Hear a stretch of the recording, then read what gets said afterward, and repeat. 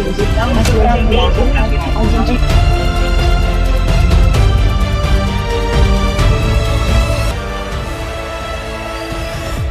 Bom dia.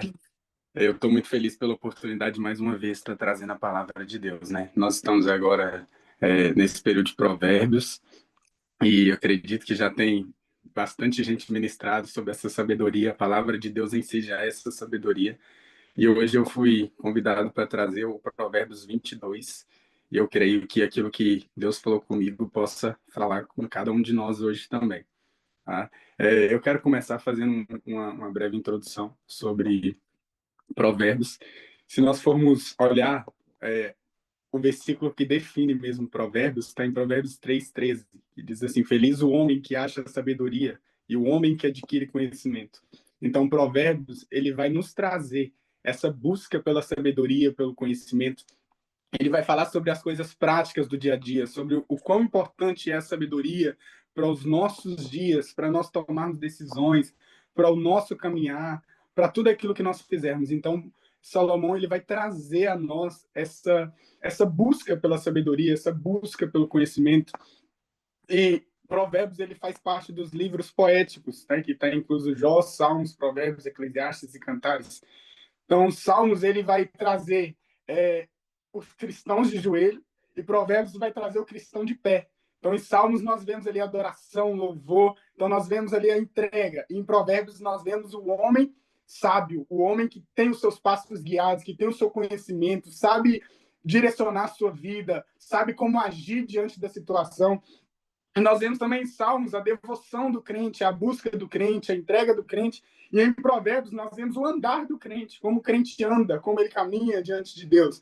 Né? Em Salmos nós vamos ver o lugar secreto da oração, o lugar secreto da adoração. E em Provérbios nós vamos ver falar sobre o lar, sobre o negócio, sobre as distrações que vão nos impedir de adquirir o conhecimento, adquirir sabedoria, de crescer na vida. Né, de cumprir os propósitos de Deus. E Provérbios ele vai falar então sobre as relações da vida, aquilo que nós como cidadãos temos para os deveres que nós temos para com Deus primeiramente, para com o nosso próximo e com os nossos pais, com os nossos filhos. Então Provérbios ele vai nos trazer isso, as nossas práticas, as relações do dia a dia. Ele vai falar como que nós vamos nos portar no dia a dia, como nós vamos nos portar diante da sociedade, diante do nosso próximo. E para os judeus, o Provérbios, nós vemos no Antigo Testamento, quando o povo sai do Egito, Deus pede, então, a construção do tabernáculo no deserto. Então, Provérbios para os judeus significa o pátio exterior. Tá? Ele significa o pátio exterior. Provérbios para os judeus é como se fosse o pátio exterior. Eclesiastes é o lugar santo. Tá? É o lugar santo. E Cantares é o santo dos santos. Então, para os judeus, o Provérbios ele tem esse significado. Por que o pátio exterior? Porque no pátio exterior é onde tinha o altar das ofertas queimadas e a bacia da purificação. Então, o pátio exterior é quando a gente vai se limpar, quando a gente vai oferecer uma oferta de purificação, de santificação diante de Deus. Então, o Provérbios ele está nos preparando. Quando nós temos o coração e a mente limpos, então nós estamos submissos, então nós vamos adquirir todo o proveito que Provérbios vai nos trazer, todo o conhecimento, toda a sabedoria. Então, por isso que para os judeus o Provérbios ele é o pátio exterior, porque é onde eu vou me entregar, onde eu vou me limpar, me purificar, para receber tudo aquilo que está no Santo dos Santos e está no lugar santíssimo. Então eu vou receber todos os provérbios que foi derramado ali, todos os ensinamentos que foi me dado. Então quando eu estou com o coração limpo e com a mente aberta, então eu recebo tudo aquilo que a Bíblia tem para me dar, o conhecimento de Deus, a sabedoria de Deus para minha vida. Então o autor nós já sabemos que é Salomão, mas também existem outros sábios que têm alguns versículos aqui no livro de Provérbios, e nós sabemos que a sabedoria de Deus ela é muito além de tudo aquilo que existe hoje. Aquilo que Deus deu para Salomão é uma sabedoria divina, é uma sabedoria do alto. Não existe outra sabedoria como a de Salomão. Ele foi o homem mais sábio. Porque a sabedoria ela não veio do homem. Essa sabedoria de Salomão ela veio diretamente de Deus. Nós vemos lá ele pedindo a Deus essa sabedoria. Deus dá a ele a oportunidade de pedir e ele pede a sabedoria, porque ele sabia que ele, tendo a sabedoria de Deus, ele era capaz de ter todas as outras coisas. Então, o livro de Provérbios ele foi escrito 400 anos antes dos 7 sábios da Grécia. Então, você vê, a sabedoria de Deus ela já existe muito além. Desde a fundação dos tempos, Deus já é sábio, Deus já tem a sabedoria, ele já tem o domínio de tudo, de todas as coisas. Tá? E se nós vemos o livro de Provérbios, ele pode ser dividido entre os nécios e os sábios. Tá? Ele sempre vai comparar. Se você for sábio, você vai ter essa vida. Se você for nécio, você vai ter essa vida. Então, ele nos dá essa opção de escolha. Então, você, eu, nós temos a opção de escolher. Quem que eu quero ser aqui diante de Provérbios? Eu quero ser aquele sábio, aquele que absorve esse conhecimento, essa sabedoria? Eu quero ser esse? Ou eu quero ser o nécio? Aquele que está sempre sujeito às adversidades, está sempre sujeito àquilo que o erro vai me trazer. Então, eu tenho essa decisão, esse poder de escolha. Então, Salomão ele escreveu 3.000 provérbios, tá? Lá em 1 Reis 4, versículo 31, 32. Ele vai falar sobre isso também. E 1.005 cânticos. Ele foi filósofo e cientista e também foi arquiteto do templo. Olha para você ver. Ele que construiu o templo de Deus. Deus fala com Davi, olha, eu vou construir o meu templo. Agora vocês não vão precisar mais estar sempre desmontando, montando, sempre levando o templo. Agora não, agora vocês vão ter um templo. Mas não vai ser você, Davi, que vai construir o templo, vai ser o seu filho, Salomão. Então, Salomão ele foi o arquiteto do templo, foi quem Deus escolheu para construir o templo.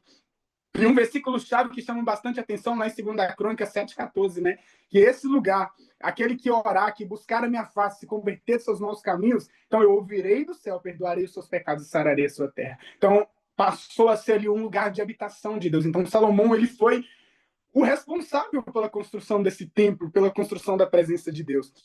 E o livro de Provérbios ele vai trazer vários conselhos. Ele pode ser dividido entre Provérbios 1 ao 10, ele vai trazer conselhos para os jovens, vai falar para os jovens sobre o conhecimento, sobre a sabedoria, adquirir. Em Provérbios do capítulo 11 ao capítulo 20, ele vai trazer conselho para todos os homens, todas as pessoas, no dia a dia, no viver, no caminhar. E do Provérbios 21 ao 30, ele vai trazer conselhos aos reis e governantes. Tá? Então, a sabedoria de Provérbios, ela se refere diretamente ao verbo encarnado, que é Cristo. Então, ele é a verdadeira sabedoria. Ele é a essência da sabedoria. Então, o livro de Provérbios ele está diretamente ligado ao verbo encarnado do Novo Testamento, que é Cristo, que é Jesus. Tá? Em Lucas 24 e 27, também é uma base bíblica para isso.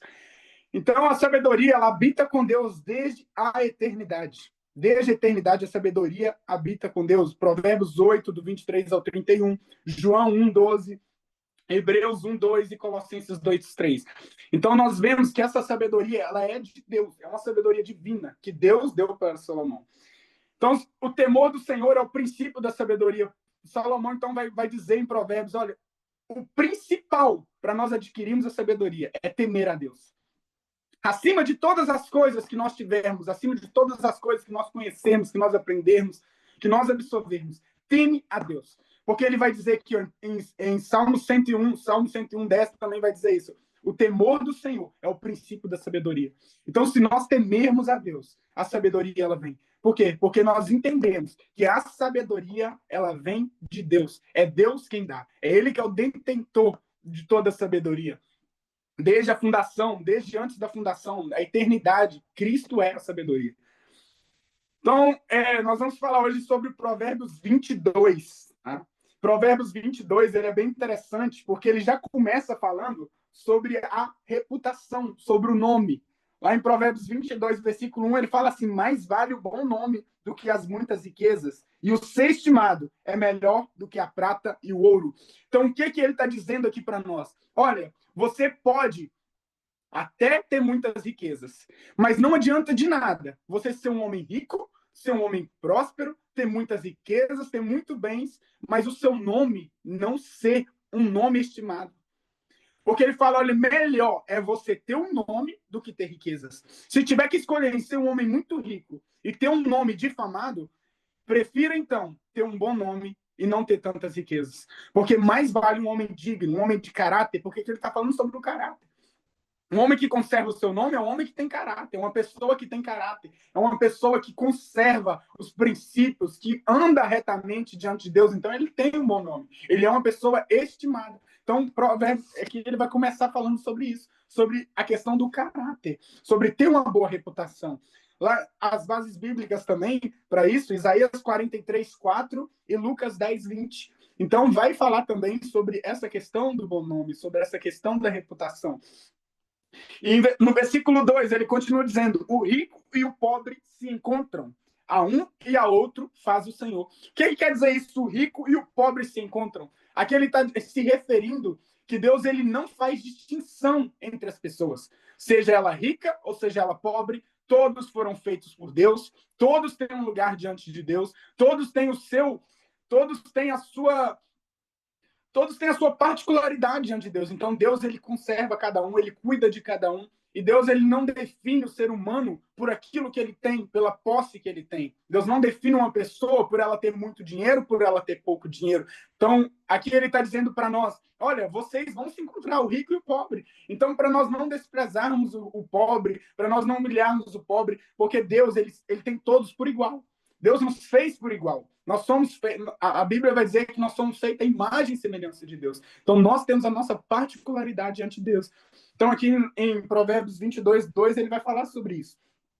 No 3 ele continua dizendo: o prudente vê o mal e esconde-se, mas os simples passam adiante e sofrem a pena. Então aqui nós vemos, olha, sobre a questão que eu falei do sábio e do nécio. Aqui ele vai falar, olha, o prudente, que é o sábio, ele vê o mal e esconde-se. O que ele está dizendo aqui? Ele está dizendo, olha, o sábio, ele sabe que quando aquilo é mal, ele vai fugir daquilo. Ele vai correr daquela aparência do mal. Ele vai se afastar daquilo. Mas aquele simples, aquele nécio, ele vai lá e vai fazer o mal. E depois vem as consequências. Depois vem ali tudo aquilo que é ocasionado por aquele mal que foi feito. Por aquilo que ele não fugiu. Que ele teria a oportunidade de fugir e não fugiu. Então ele vai nos alertar. Olha, o prudente vê o mal, esconde-se, afasta, foge. Tá? O versículo 4. O galardão da humanidade e o temor do Senhor são riquezas e honra e vida. Tá? Então o temor do Senhor ele traz riquezas, ele traz honra e traz vida para nossa vida, para nós. Tá? Por isso que, como eu falei lá em Salmo 111:10, o temor do Senhor é o princípio da sabedoria. Então, nós podemos buscar a sabedoria, buscar o conhecimento. Mas, acima de tudo, precisamos buscar o temor ao Senhor. Porque quando nós tememos a Deus, a sabedoria, ela vem do alto. Ela vem de forma certa, de forma correta. Ela vem perfeita. E continua aqui, então, no versículo 5. Espinhos e laços há no caminho do perverso. O que guarda a sua alma retira-se para longe deles.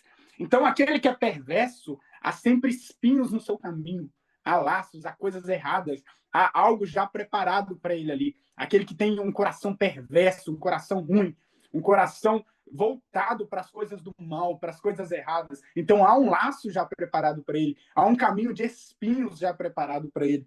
Tá? Mas o que guarda a sua alma, ele foge desse caminho, ele não anda com essas pessoas que vão te levar para o caminho errado, ele não está ali junto, não está com essas pessoas que vão te trazer coisas ruins, situações ruins, ele se afasta, tá? Ele retira-se para longe de todos esses caminhos maus do perverso. Então nós não temos o hábito de andar com pessoas perversas, de estar no meio de pessoas perversas. Então é que ele está nos alertando a fugir, a guardar a nossa alma para nos retirarmos dessas pessoas perversas, dessas pessoas com o coração voltado a fazer aquilo que é contrário à vontade de Deus, aquilo que Deus tem para nós. E ele continua dizendo aqui agora, já no versículo 6, ele fala, ensina a criança no caminho em que deve andar, e ainda quando for velho, não se desviará dele. Tá? E no versículo 15, também vai falar sobre a criança aqui. A estutícia está ligada ao coração da criança, mas a vara da disciplina a afastará dela. Tá? Aqui a estutícia, ele está se referindo ao insensato, aquele que tem falta de juízo. Tá? Então, se a criança ela não é instruída, se uma criança ela não é corrigida, então ele está dizendo o quê? Essa criança vai crescer sem juízo, vai crescer insensata, vai ser aquele nécio, ao invés de ser o sábio. Então, aos pais, a quem tem a responsabilidade com seus filhos, cabe essa responsabilidade muito grande. Porque educar a criança no caminho, ele não fala o caminho, ele fala no caminho. Então, caminha junto, tá junto. Não é só falar, mas é ter ações, ter atitudes que condizem com aquela educação que nós estamos a dar para os nossos filhos, que nós estamos, né, a passar para eles. Então, a Bíblia nos alerta sobre isso. Quando nós educamos, quando nós ensinamos os nossos filhos o caminho certo, por onde eles devem andar, então, quando eles crescerem, eles vão ter um caráter firmado em Deus. Eles vão ter esse temor firmado em Deus. Então, eles vão crescer como homens, como mulheres, como pessoas sábias, que têm sabedoria, que têm conhecimento para lidar com as situações, com as adversidades, com os problemas do dia a dia. Então, são crianças formadas para a sociedade, formadas para viver em harmonia, em comunhão, para auxiliar, para ajudar. Então, cabe aos pais, cabe a nós que temos essa autoridade, a cada um dos pais, essa responsabilidade, porque é uma grande responsabilidade. Educar, ensinar o caminho correto, o caminho certo. Não é obrigar, não é forçar, não é obrigar a fazer aquilo que não quer, mas é mostrar o caminho. Assim como a Bíblia, ela nos dá duas opções. Tá? Porque a Bíblia vai dizer que só existe um caminho, que é Cristo. Mas só que ela vai nos dar várias opções. Olha, você pode escolher o caminho, ou você pode escolher o outro lado. Mas só que toda escolha, ela tem a sua consequência. Toda escolha, ela vai trazer a sua consequência. Então, a nós cabe escolher. É nos dada a escolha. Então, os pais, eles têm essa missão, essa responsabilidade de mostrar ao filho o caminho correto, aonde ele deve ir, aonde ele deve seguir, e ensinar para ele, se ele for para o caminho errado, para o caminho contrário, quais serão as consequências, o que ele vai ter que lidar, com o que ele vai ter que arcar por causa daquela decisão. Então, é uma responsabilidade muito grande, então ele está nos alertando aqui. Então, ensina no caminho, para que quando ele crescer, ele possa ter aquilo guardado, fixado no teu coração, e não venha se esquecer. Tá? No versículo 7, ele fala então agora sobre o rico e o pobre. Então, o rico domina sobre o pobre, e o que toma emprestado é servo do que empresta. Então, aqui ele vai nos trazer mais um alerta sobre a questão do pegar emprestado, que ele está dizendo aqui é o seguinte, olha, se você puder não se endividar, não se endivide. Por quê? Porque aquilo vai te trazer falta de paz, você vai se tornar servo daquela outra pessoa, você vai se tornar escravo daquela pessoa, você vai pensar naquilo. Então, se nós temos algo, se nós temos alguma dívida, nós temos que procurar pagar o mais rápido possível para nossa mente, para nossa cabeça estar guiada, direcionada por Deus, ele está disponível, está aberta para receber aquilo que Deus tem para a gente. Porque senão nós nos tornamos escravos das nossas dívidas, nós nos tornamos escravos das pessoas. Então, aqui ele não só está falando do rico e do pobre, mas ele está falando sobre a questão do controle das nossas finanças, do controle das nossas vidas. Então, ele está dizendo, olha, se você puder não pedir emprestado, então não peça. Procure andar com as suas dívidas em dias, com as suas contas em dias, sem dívidas. Pague o mais rápido possível. Tá? No versículo 8, ele continua dizendo, o que semeia a injustiça cegará males, e a vara da sua indignação falhará. Aqui é aquela questão que nós conhecemos muito, que é sobre a questão da semente, da semeadura. Se eu planto coisas boas, eu vou colher coisas boas, eu vou colher bênçãos de Deus sobre a minha vida.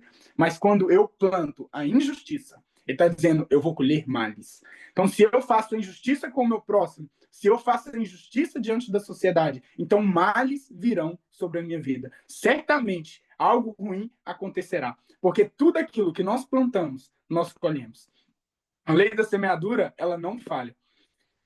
E o mais interessante é que se eu planto uma semente, ela não vai nascer um fruto apenas. A árvore cresce e nasce milhões de frutos, milhares de frutos. Então, são muitos frutos ali que vão nascer. Então, cada semente plantada, ela vai germinar muitas e muitas vezes mais. Então, se eu semeio injustiça, pode ter certeza que males virão sobre a minha vida. Então, ele está nos alertando. Então, vamos semear a justiça de Deus, vamos semear aquilo que é bom. Porque quando nós semeamos o que é bom, nós iremos colher bênçãos de Deus sobre a nossa vida. Nós colheremos coisas boas. E quem não quer colher muitas bênçãos de Deus? Se eu planto uma coisa diante de Deus, Deus não vai me dar só um. Deus vai falar, você plantou um, eu vou te dar só um. Deus vai me dar muito mais. Então, aquilo que Deus tem para nós é muito além. Então, que nós venhamos plantar sementes boas, né? Que nós venhamos plantar coisas boas na vida das pessoas, diante da sociedade, para que as bênçãos de Deus estejam ao nosso favor. Aqui no versículo 9, o generoso será abençoado, porque dá do seu pão ao pobre. Então, aqui ele vai falar também sobre a generosidade. Ele vai dizer o quê? O generoso será abençoado. Então, as bênçãos de Deus, ela está sobre aquele que tem um coração generoso, que tem um coração voltado aos necessitados, a ajudar aquele que tem necessidade, aquele que precisa, tá? Aquele que naquele momento está por uma fase difícil, está passando. Tanto que ele diz aqui, ó, porque dá do seu pão ao pobre. Dá do seu pão. Ele não está falando, pega o outro pão ali e dá para o pobre. Não, dá do seu pão. Porque essa pessoa tem um coração generoso, tem um coração voltado a fazer a obra de Deus, a ajudar aquele que necessita, aquele que precisa. E Deus, ele não fica indiferente com relação a isso. Tanto que ele diz aqui, ó, o generoso será abençoado. Quem não quer ser abençoado por Deus? Quem não quer receber as bênçãos de Deus? Porque quando Deus nos abençoa, ele faz muito além do que aquilo que nós fizermos, do que aquilo que nós já fizemos. Tá? Então, que nós venhamos ter esse coração generoso, voltado a tirar daquilo que é nosso, às vezes, daquilo que para nós ali. Tanto que é uma coisa que a pastora sempre fala na oferta, ela fala, olha, aquele que tem um coração de abundância, ele tem meio quilo de arroz, ele vai dar 250 gramas para um e 250 gramas para ele. Ele tem um pacote de macarrão, ele vai dar metade para um e vai ficar com o outro. Por quê? Porque ele não tem um coração de escassez. Ah, não, eu só tenho isso. Eu só tenho 1 quilo de arroz. Isso aqui só dá para mim. Isso aqui não dá para mais nada. Então, uma pessoa com coração generoso, ela fala, não, eu tenho 1 quilo, meio quilo para um, meio quilo para outro. E Deus proverá. Então, Deus trará. Entendeu? Então, tem aquela confiança em Deus. Não está com o seu coração voltado para as coisas deste mundo, para as riquezas deste mundo, para aquilo que ele tem, mas tem um coração generoso, coração voltado a auxiliar, a ajudar. Então, as bênçãos de Deus certamente nos alcançará. O versículo 10, lança fora o escarnecedor, e com ele se irá a contenda. Cessarão as demandas e a ignomínia. Então, o que ele está dizendo aqui? Sabe de onde que vem a contenda? Vem do escarnecedor. Então, uma coisa simples para nós fazermos. Lança fora o escarnecedor, afasta do escarnecedor, e certamente a contenda fugirá da sua vida. Então, você terá uma vida sem contenda, terá uma vida sem confusão.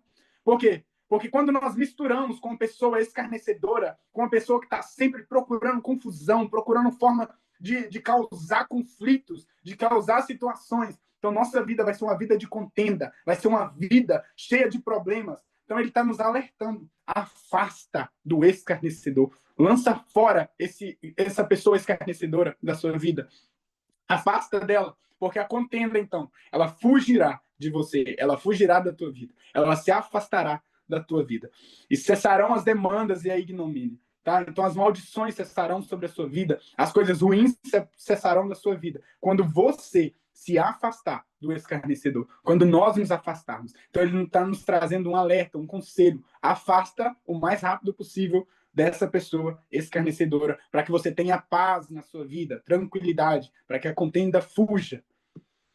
Versículo 11. O que ama a pureza do coração é grácil no falar, e é grácil no falar, terá por amigo o rei. Então ele está falando, olha, aquele que tem a pureza no coração, que você vê através das palavras que aquela pessoa fala, ela é grácil. O que quer dizer com graça? Uma pessoa delicada, uma pessoa fina, que tem palavras bonitas, palavras corretas, palavras certas, a pessoa que sabe se portar diante da sociedade, que sabe se portar diante dos momentos, diante da mesa, diante das situações. Então, essa pessoa, ela alcança o rei.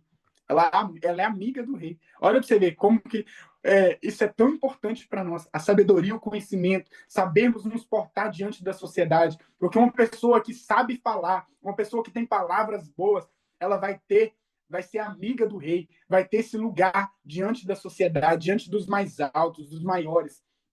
E nós somos, né, como a pastora já pregou na nossa igreja, nós não somos a galinha que está sempre embaixo. Nós somos feitos para serem águias, para estar voando lá em cima, para estar em cima. Então, para isso, nós precisamos aprender de Deus, temer a Deus, ter essa sabedoria, esse conhecimento, para que nós venhamos habitar em lugares altos, para que nós venhamos alcançar lugares altos. E é isso que Deus tem para nós. Então, Ele está nos alertando a isso.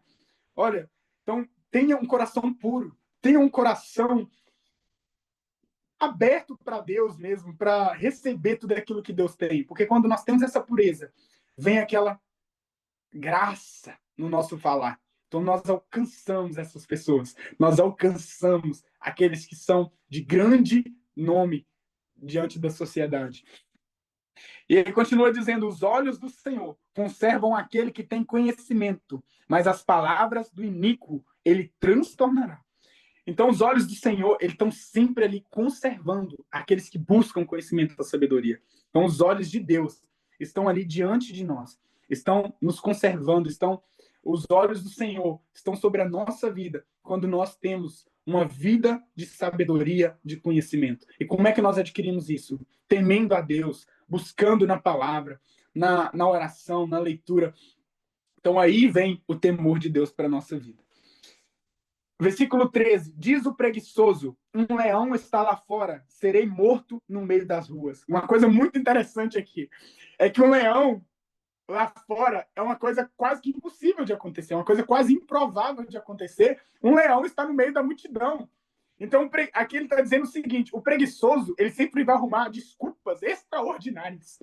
Ele sempre vai arrumar coisas extraordinárias para não fazer. O preguiçoso, ele sempre arruma coisas assim: meu Deus, é isso! Ele faz uma tempestade no copo d'água, né? Como nós costumamos dizer. Então, sempre vai ter algo para ele extraordinário, que é uma coisa que é quase que impossível de acontecer, né? Então, ele está dizendo: olha, o preguiçoso, ele sempre busca desculpas impossíveis, desculpas extraordinárias para não fazer, para não correr atrás, para não fazer aquilo que tem que fazer. E ele continua dizendo: cova profunda é a boca da mulher estranha. Aquele contra quem o Senhor se irá, cairá nela. O que é? Olha, melhor o homem viver fora da casa, viver na eira ali, viver do que morar com uma mulher com a boca que fala só coisas ruins. Aquela mulher que age contra o Senhor, uma mulher estranha, sabe? Então, melhor é nós vivermos fora da casa do que viver com uma mulher. Porque, mulher, vocês têm um poder de trazer vida ou morte para sua casa. Então, a mulher sábia, por isso que a Bíblia vai dizer: a mulher sábia edifica a sua casa, mas a tola, ela derriba com suas próprias mãos. Então, a mulher tola, ela destrói a sua casa, ela destrói o seu lar. Então, aqui ele vai dizer: olha, foge, cova profunda é a boca da mulher estranha. Então, ele está dizendo: foge. E ele está falando o quê? Aquele contra quem o Senhor se irá, cairá nela. Então, quando Deus ira com alguém, manda para uma mulher com a boca estranha. Então, a boca estranha quer dizer o quê? Olha, Deus está irado contigo, alguma coisa está errada. Porque uma mulher dessa, uma mulher que causa só confusão, ela vai destruir o seu lar. Ela vai acabar com o seu lar. Então, melhor. Ele está dizendo: olha, afasta, mora fora da casa, mas não more com mulher com a boca estranha, porque trará coisas ruins sobre a tua vida. Ele continua dizendo: a estutícia está ligada ao coração da criança. Eu já falei sobre isso, né? Juntamente com o versículo 6. Mas a vara da disciplina a afastará dela. Versículo 16. O que oprime ao pobre para enriquecer a si, ou o que dá ao rico, certamente empobrecerá. Então, aqui ele está dizendo sobre o quê? Eu não vou crescer em cima do pobre. Eu não vou trazer injustiça diante do pobre, porque Deus, ele cuida daquele necessitado. Quando eu monto em cima, quando eu faço tudo, explorando as outras pessoas, explorando aquele que está necessitado, então certamente a pobreza virá sobre a minha vida, porque eu estou indo contra a vontade de Deus, contra os princípios de Deus. O Senhor, ele guarda, ele ama todos, como nós já falamos. Não há distinção para Deus entre o rico e o pobre. Todos nós somos iguais diante de Deus. A nossa riqueza, aquilo que nós temos, não define para Deus quem nós somos. O que vai nos definir é a nossa essência, é o nosso caráter, a nossa entrega, a nossa busca. É isso que Deus olha. Por isso que a Bíblia diz que Deus está em busca dos verdadeiros adoradores, que o adorem em espírito e em verdade. Então, que nós venhamos ter um coração que ajuda e que não oprime, que não aproveita, que não explora, tá? Que nós sejamos essa pessoa. Então, aqui, a partir do versículo 17, começa sobre os sábios. Vai falar aqui, ó, as admoestações dos sábios. São 30 ditados que começam no capítulo 22 do Provérbios, a partir do versículo 17, e vai até o capítulo 24, versículo 22. Então, entre o capítulo 22, versículo 17, e o capítulo 24, versículo 22, vão ter 30 ditados dos sábios. Esses ditados são o quê? São mais longos. Até então, em Provérbios, nós vemos cada versículo falando sobre um assunto, falando sobre algo específico. Agora, não, o ditado ele pode ter alguns versículos, 2, 3 versículos, falando sobre um tema específico, falando sobre algo específico, nos alertando para algo. Então, agora eu vou ser um pouco mais direto, porque o tempo já está se findando. Então, versículo 17 ao 21 é o primeiro ditado, que ele vai trazer um convite à sabedoria, que nós venhamos adquirir a sabedoria. Ele vai falar: inclina o ouvido e ouve as palavras do sábio e aplica o coração ao meu conhecimento, porque é coisa agradável os guardares no teu coração e os aplicares todos aos teus lábios, para que a tua confiança esteja no Senhor. Quero dar-te hoje a instrução a ti mesmo. Porventura não te escrevi excelentes coisas acerca de conselhos e conhecimentos para mostrar-te a certeza das palavras da verdade, a fim de que possas responder claramente aos que te enviarem. Então aqui ele vai trazer um convite à sabedoria, ao conhecimento. Nos versículos 22 e 23 é o segundo ditado, que ele vai falar sobre a questão do pobre e do rico. Ele vai continuar dizendo: não roubes ao pobre, porque é pobre, nem oprimas em juízo ao aflito, porque o Senhor defenderá a causa deles e tirará a vida aos que o despojam. Então, aquilo que eu já falei, ao invés de explorar, de aproveitar, vamos auxiliar, defender, proteger, ajudar aqueles que necessitam, os pobres, necessitados, porque ele está dizendo: ó, Deus tirará a vida aos que os despojam. Tá? É muito sério diante de Deus, porque Deus ele defende a causa do pobre, do necessitado. Muita gente acha: o pobre é indefeso. Mas Deus, o próprio Deus defende a causa dele. Tá? O terceiro ditado está nos versículos 24 e 25, que ele vai falar sobre a questão da raiva, do mau caráter, das companhias. Então ele vai dizer: ó, não te associes com o iracundo, aquele que ira facilmente, tá? Que tem ira, raiva, furor. Nem antes com o homem colérico, aquele homem que está sempre nervoso, sempre com raiva, tem aquela raiva ali já pronta, para que não aprendas as suas veredas e assim enlaces a tua alma. No versículo 26 e 27 é o quarto ditado, que ele vai falar sobre a questão da fiança, do fiador, tá? Não estejas entre os que se comprometem e ficam por fiadores de dívidas, pois se não tens com que pagar, porque arriscas perder a cama de debaixo de ti. Então ele está nos alertando: não seja fiador de outra pessoa, não traga problemas para a tua vida. Se você não tem condição de pagar, você vai vender a sua cama, você vai vender tudo que você tem para pagar aquilo. Então não entre em dívidas, não entre sendo fiador das outras pessoas. Então ele está nos alertando sobre isso também. Versículo 28 é o quinto ditado, que ele vai dizer, vai falar sobre a questão de costume, de tradição, de valores. Então não removas os marcos antigos que puseram teus pais. Lá quando Josué ele divide as terras, havia uns marcos ali que separavam propriedade. Então, quando alguém ele rompia aquele limite, rompia aquele marco, era considerado para Deus como uma violação grave. Então, ele está dizendo: não roube aquilo que não é teu, não pegue aquilo que não é teu. Então, ele está falando sobre a questão do costume, da tradição, dos nossos valores, dos nossos princípios. Não roubar os princípios, não moldar os princípios, não mudar os princípios. Então, também se refere a isso na nossa vida espiritual. E o versículo 29 é o sexto ditado, que ele vai falar sobre a excelência da sabedoria. Ele vai dizer assim: ó, vês a um homem perito na sua obra, perante reis será posto, não entre a plebe. Então, ele está dizendo o quê? Aquele que faz o seu trabalho com excelência, aquele que faz o seu melhor, aquele que dá tudo de si para aquilo que foi designado para fazer, este não será posto entre os menores, entre a plebe, mas será posto entre reis. Então, que nós venhamos ser esses, que habitamos no meio de reis, no meio de pessoas de renome, de caráter diante da sociedade. Que nós sejamos esses, que não só ouviremos os conselhos, mas que traremos para o nosso coração, queremos praticar, queremos viver, entendendo que o temor ao Senhor, que o temor a Deus que vai nos trazer uma vida de sabedoria, uma vida íntegra, uma vida reta, um caminhar seguro diante de Deus. Então, é isso que hoje eu tenho para trazer para vocês. Eu espero que Deus tenha falado com cada um de nós através dessa palavra. São ricos conhecimentos aqui no livro de Provérbios.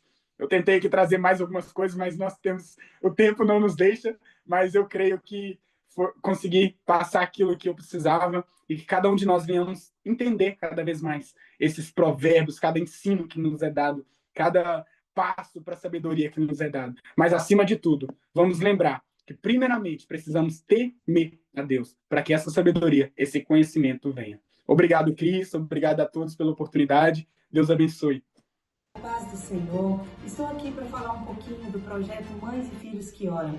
E talvez você esteja perguntando, mas o que é o Mães e Filhos que Oram?